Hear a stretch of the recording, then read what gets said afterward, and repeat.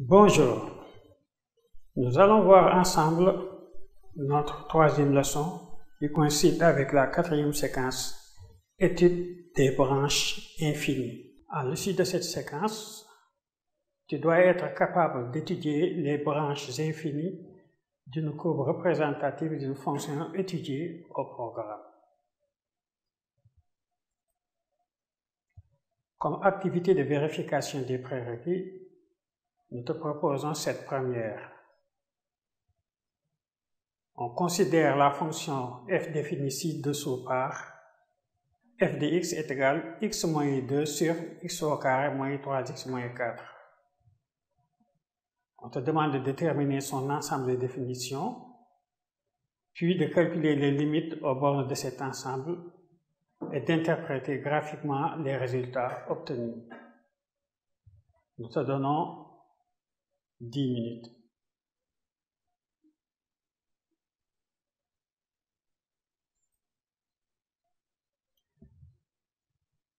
Merci d'avoir cherché.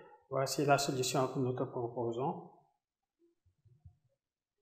F est une fonction quotient rationnelle, donc elle est définie lorsque son dénominateur est différent de 0, c'est-à-dire x au carré moins 3x moins 4 différent de 0. Tu parviendras aisément à calculer le discriminant, à déterminer les racines du polynôme correspondant et enfin d'en déterminer le domaine de définition qui est R prévu de moins 1 et 4, c'est-à-dire l'intervalle moins infini moins 1, union moins 1, 4, que vous oubliez souvent, union 4 plus l'infini. Les bornes de cet ensemble sont moins l'infini plus l'infini, moins 1 à gauche, moins 1 à droite, 4 à gauche et 4 à droite. La limite quand x tend vers plus l'infini se calcule de la même façon que la limite quand x tend vers plus l'infini en appliquant le théorème des limites à l'infini d'une fonction quotient rationnelle qui est égale à la limite de ces monomes de plus haut degré. Ce qui donne ici limite quand x tend vers plus l'infini de f de x égale limite quand x tend vers moins l'infini de f de x égale limite quand x tend vers l'infini de x sur x au carré. N'oubliez pas de simplifier, ce qui est égal à limite quand x tend vers l'infini de 1 sur x qui est égal à 0. L'interprétation graphique de ce résultat est la suivante. La droite d'équation y égale à 0, qui est l'axe des abscisses, est une asymptote parallèle à l'axe des abscisses à la courbe de la fonction f.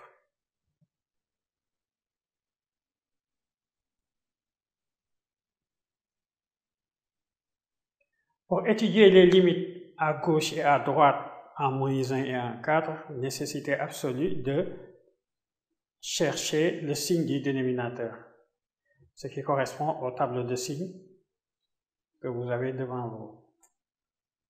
Alors, si x tend vers moins 1 à gauche, x moins 2 tend vers moins 3, et x au carré, moins 3x moins 4, tend vers 0 en prenant le signe positif. Donc on dit tend vers 0 plus. La limite quand x tend vers moins 1 à gauche de f de x, donc est égale à moins l'infini. Et on trouve de même que la limite quand x tend vers moins 1 par valeur supérieure de f de x est égale à plus l'infini. Si x tend vers 4 à gauche, donc de ce côté-ci, x moins 2 tend toujours vers 2, mais x au carré moins 3x moins 4 tend vers 0 en prenant le signe négatif. Donc on dit que x au carré moins 3x moins 4 tend vers 0 moins. Alors la limite quand x tend vers 4 à gauche de f de x, ça fait une valeur réelle sur une valeur qui tend vers 0 par valeur inférieure, donc ça fait moins l'infini. Alors, limite quand x tend vers 4 plus c'est-à-dire 4 à droite de f de x est égal à plus l'infini en utilisant le même cheminement. L'interprétation graphique de ces résultats est que la droite d'équation x égale à moins 1 et la droite d'équation x égale à 4 sont des asymptotes à la courbe de f parallèles à l'axe des ordonnées. J'espère que tu n'as pas eu trop de difficultés à résoudre ce premier exercice. Passons au second. On considère la fonction g définie par g de x est égal à moins 2x au carré plus 7x moins 5 sur x moins 2. Déterminer son ensemble de définitions. Ensuite, montrer qu'il existe des réels a, b et c tels que g de x puissent se mettre sous la forme g de x égale ax plus b plus c sur x moins 2. Calculer la limite quand x tend vers l'infini de g de x moins ax plus b, a et b étant les valeurs que vous aviez trouvées dans le petit a, puis interpréter graphiquement le résultat obtenu. Préciser s'il existe les autres asymptotes à la courbe de f. Nous te donnons 15 minutes.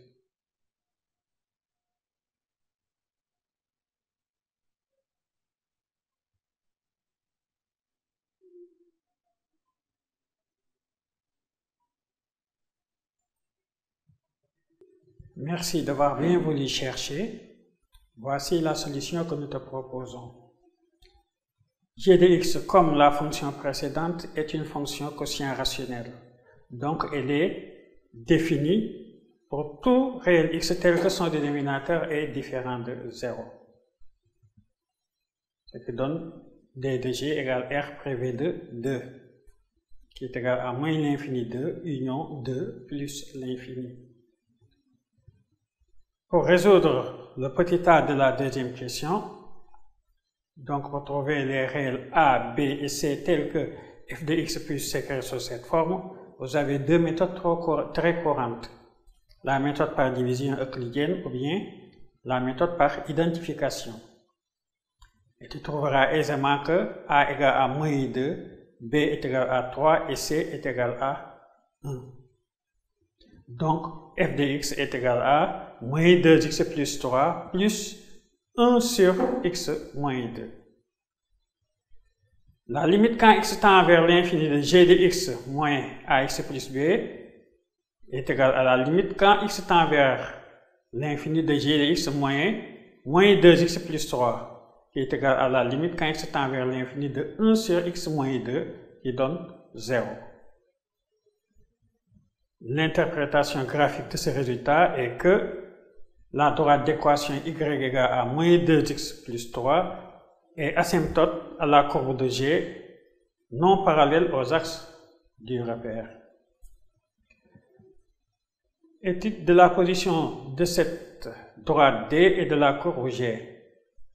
Alors pour cela, dressons le tableau de signes de la différence g de x moins 2x plus 3, c'est-à-dire le signe de 1 sur x moins 2. Vous parviendrez aisément à établir ce tableau de signes qui est celui-ci. Dans l'intervalle moins l'infini 2, la différence de g de x moins l'équation de la droite a pour signe le signe négatif. Ce qui signifie que c'est la droite D qui domine. Donc la courbe est en dessous de D. Par contre, dans l'intervalle 2 plus l'infini, la différence de G et de l'équation de D a pour signe le signe positif. Donc cette fois-ci, c'est la fonction G qui domine, ce qui signifie que la courbe est au-dessus de la droite D.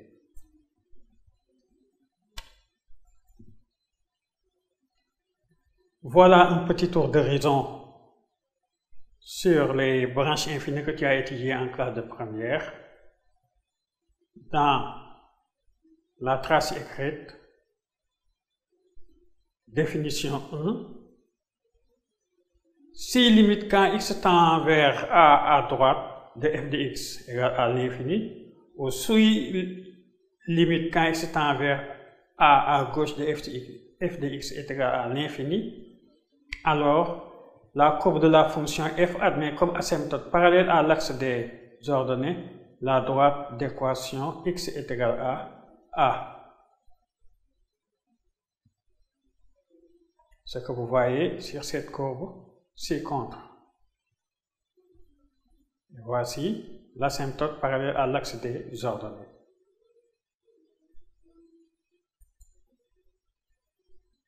Si limite quand x tend vers plus l'infini de f de x est égal à un réel b, respectivement limite quand x tend vers moins l'infini de f de x est égal à un réel b, alors la courbe de la fonction f admet la droite d'équation y égale à b comme asymptote parallèle à l'axe des abscisses en plus l'infini, respectivement en moins l'infini.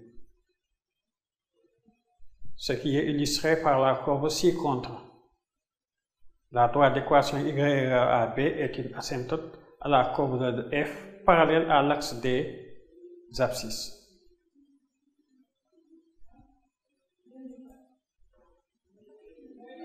Définition 3. Si limite quand x tend vers plus l'infini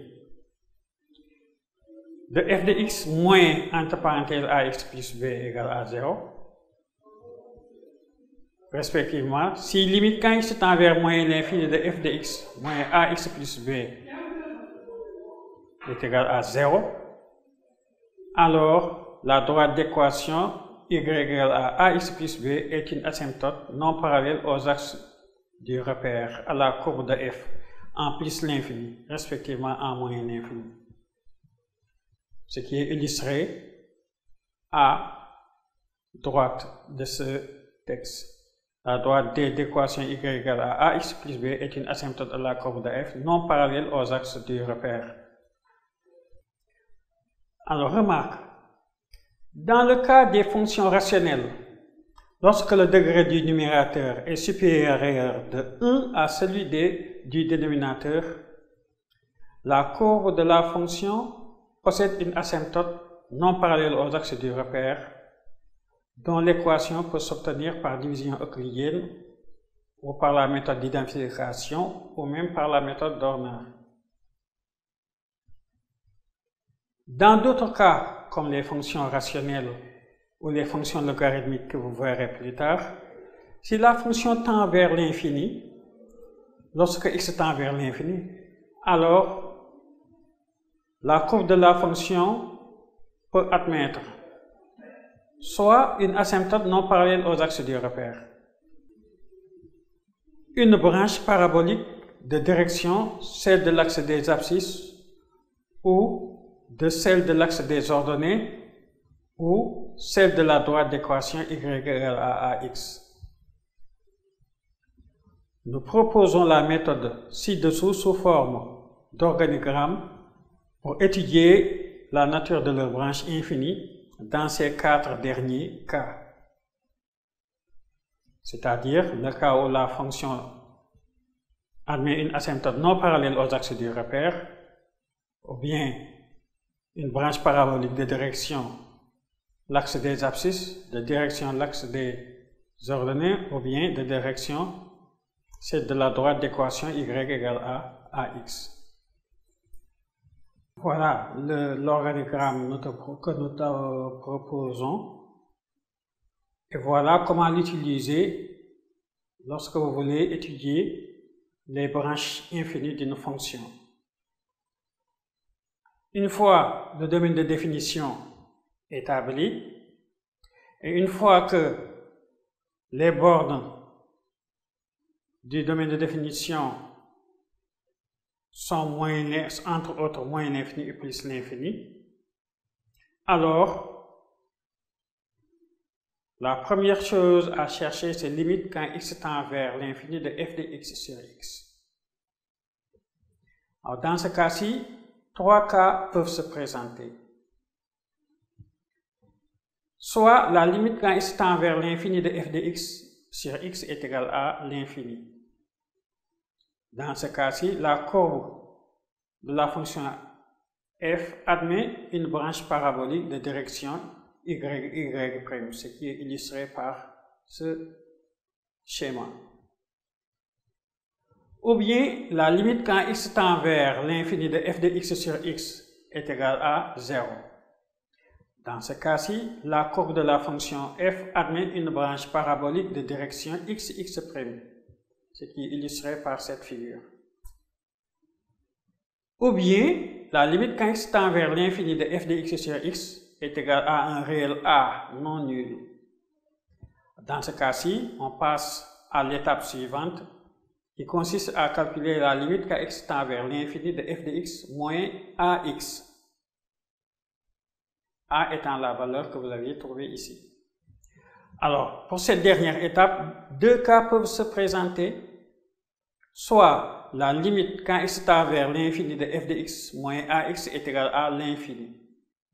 Dans ce cas-ci, la courbe de la fonction f admet une branche parabolique de direction, celle de la droite d' d'équation y égale à ax, ce qui est illustré par cette figure. Ou bien, la limite quand x tend vers l'infini de f de x moins ax est égale à b, b étant un réel quelconque. Alors, dans ce cas-ci, la courbe de la fonction f admet comme asymptote oblique ou asymptote non parallèle aux axes du repère la droite d d'équation y égale à ax plus b, ce qui est illustré par cette figure. Voilà. En guise d'exercice d'application, nous te proposons les deux suivants. Premier exercice, on considère la fonction f définie ci-dessous par f de x est égal à x plus racine de x au carré plus 1 sur x. Nous te demandons de déterminer son ensemble de définitions, puis d'étudier les limites aux bornes de cet ensemble. Ensuite, d'étudier la nature des branches infinies de la courbe de f et de préciser si il existe des autres asymptotes à la courbe de f. Exercice 2, même question qu'à l'exercice 1 avec la fonction g définie ci-dessous par g de x est égal à x au carré moins 1 sur racine de x si x est positif et 1 plus racine de moins x si x est négatif. Voilà, nous vous remercions de votre aimable attention.